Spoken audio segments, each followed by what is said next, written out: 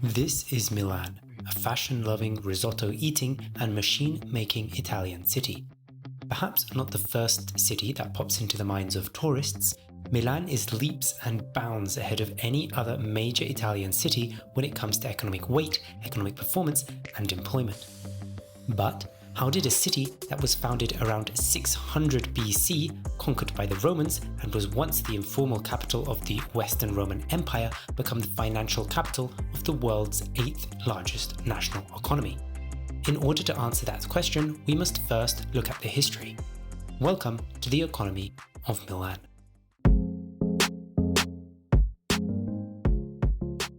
Now, Milan, or better, the Milan area, has been inhabited for a very long time.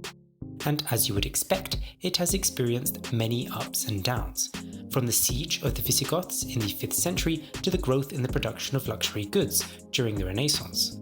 In fact, the period in which Milan's impressive cathedral began construction was a period of relative stability, roughly 200 years after the, at the time, city-state of Milan had been destroyed for the most part by the Holy Roman Emperor Frederick Barbarossa. Throughout the 15th and 16th centuries, Milan was a key city which saw the production of manufactured goods, like in the textiles industry, as well as being a regional hub of commerce. Estimates often place Milan as one of the top 10 most populous cities in Europe during this time. By the 19th and 20th centuries, Milan had emerged as a major European industrial power, producing all sorts of things, from chemicals, heavy machinery, and automobiles. At this point, Italy had been unified, and Milan was no longer vying for power with other Italian city-states.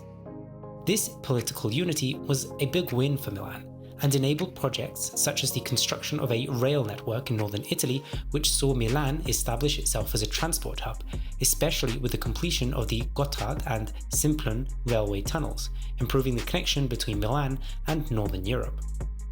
With this economic and political momentum, Milan went on to reaffirm its position as the city of economic opportunity throughout the 20th century, especially post the World Wars, with a huge wave of domestic migration taking place as workers from the poorest south of Italy came to look for work in northern cities like Milan. By this point, Milan had become an international success. Many fashion brands like Armani and Versace had established Milan as one of the fashion capitals of the world, and companies like Pirelli and Alfa Romeo provided thousands of jobs and continue to do so today. So, what's Milan's economy like today? Has the city got more to offer than just supermodels and their fashion pieces? How much weight does Milan really have in the Italian economy?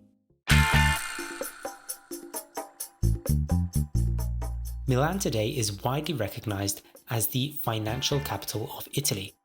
Rome, Italy's actual capital, may be the political capital of the nation of pasta eaters, but the nation's stock exchange as well as national headquarters for many firms are located in Milan, as are the regions with the highest salaries. So let's take a look at the data. Regional GDP data for the metropolitan areas of Italy show that Milan tops the list despite being less populous than Rome. Its $181 billion GDP figure in 2015 actually meant that it was responsible for 10% of Italy's GDP, and if it were a country, it would rank alongside Kazakhstan, New Zealand and Peru. Not bad for an area that comprises less than 3.5 million people. On a per capita basis, Milan is significantly wealthier than other Italian cities like Bologna, Modena and Florence, and is more in line with Tokyo and Paris. In recent decades, Milan has experienced significant growth in the service sector, and within its most prominent business district, known as Porta Nuova, you'll be able to find the national headquarters of the Bank of America, HSBC, KPMG, and Unicredit, some major companies. But this Milanese success story wasn't always the case. In fact, according to the city's census, Milan's population had been contracting from a high registered in 1971, and it wasn't until 2011 before showing signs of a reversing trend. So, what has helped Milan's economy turn around? What keeps the Milanese employed? Milan and its surrounding Lombardy region was and still is a major industrial area, it's even part of the blue banana, which is not a food but rather a name given to a continuous industrial corridor in Europe, from northern England through the Benelux countries and West Germany, finishing in northern Italy. This industrial capacity, which is both thanks to the city's infrastructure and human capital, has supported economic growth throughout the last decade. And with a future supply of skilled minds from Milan's 5 main universities, and particularly from the city's technical university, known as the Politecnico di Milano, which ranks in the global top 10 in a range of areas, it's safe to say that the industrial sector is getting what it needs. This technical prowess, present in the city's DNA, has played a key role in modernizing Milan, since it's led innovation and attracted talent in the industrial field, helping increase both exports and opportunities within the city. Consider the fact that back in 2011, Milan was responsible for a quarter of all Italy's registered inventions. Also key to modernizing Milan has been the fashion industry, and the city's relative efficiency when compared to other major Italian cities. Now, Milan is often quoted as one of the fashion capitals of the world. It's home to more than 12,000 fashion companies, 850 showrooms, and of course, the Milan Fashion Week. Now, while it's true that the industry brings in billions to the Milanese economy directly, its indirect impact is just as important. You see, Milan's fashion industry competes with New York's, London's, and Paris's, and on many occasions it has outranked all 3.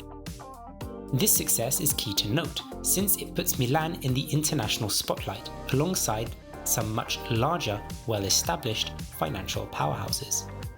In other words, Milan's fashion industry also acts as one big international advert that puts on show the talent, infrastructure, style and culture of the city, and therefore contributes to bringing business into the area. The other aspect that has helped modernize Milan has been its efficiency. Now, to most of the English-speaking world, the words Italy and efficiency go together like pineapple and pizza. They just don't go. And no, there's no justification for committing such a crime. Anyway, when it comes to Milan though, the city is widely recognized as being more efficient than Italy's 2 other largest cities, Rome and Naples. And this is most notably seen in public administration. You know, the long lines of bureaucracy that you have to join just to find out that you're missing that one document. This relative efficiency, along with the previously mentioned points, have meant that starting a business or headquartering your Italian business operations in Milan is a bit of a no-brainer. And this has helped keep Milan's service sector innovative and growing. A few startups based in Milan worth mentioning are Satispay, a smart payment platform, Dove Vivo, a co-living accommodation management company, and Cortilla, a leading fresh food retailer. So, all this modernizing is great and has led to these stunning residential towers known as the Bosco Verticale, or vertical forest, which give off the appearance of a city that is modern, prosperous and doing well for itself, and are often symbolic of the divide between Milan and other major Italian cities. But what has all this meant for the residents of the fashion and aperitivo-loving city? What separates them from their Italian brothers and sisters? The Milanese, as established earlier, are richer than their compatriots, and their economy has left the euro crisis behind, growing twice as fast as Italy's national economy in recent years. Although the COVID pandemic has left a new and deep scar. For Milan's residents, this growth has meant significantly more job opportunities that make the city's labour figures look slightly more German than Italian. In this graph we can see that Lombardy, the region in which Milan is found, has had relatively low unemployment figures when compared to other European regions in recent years. This is also similarly the case for the region's employment figures, which may not top the list but show signs of consistent growth and are above other important Italian regions. These figures come off the back of a growing population in the metropolitan area, which as a percentage has seen a higher rate of population growth than Los Angeles. Much of this demographic growth has been attributed to immigration, both internal and external, resulting in foreign residents now making up 20% of Milan's population. This flow of migration is key to Milan's economic success, since Italy's total fertility rate has been below replacement level since 1976, and therefore, without migration, Milan would not have access to the necessary labour to create and expand its successful companies and industries. It's a reminder that human capital is the bedrock of a prosperous and sound economy. Milan's economy has been a bright spot in an otherwise stagnant national economy in recent decades. It has proven to the international community that it can have a successful industrial and post-industrial economy. And although economic problems lie ahead, both as a result of internal economic disparities within Italy and a large expected decrease in Italy's active labour force, Milan's ability to attract international talent gives us a sign that its economic prospects are still very much positive. Hi everyone, I hope you enjoyed this video about Milan's economy, and now it's over to you. Do you see Milan as the capital of the fashion capitals? Would you consider moving to work in Milan? And if you're from Milan, let us know what you think about your city's economy. If you've made it this far, comment the dancing lady emoji in the comment section below, and as always, hit that subscribe and like button, and share this video with all your Milanese friends. Otherwise, take care. Bye.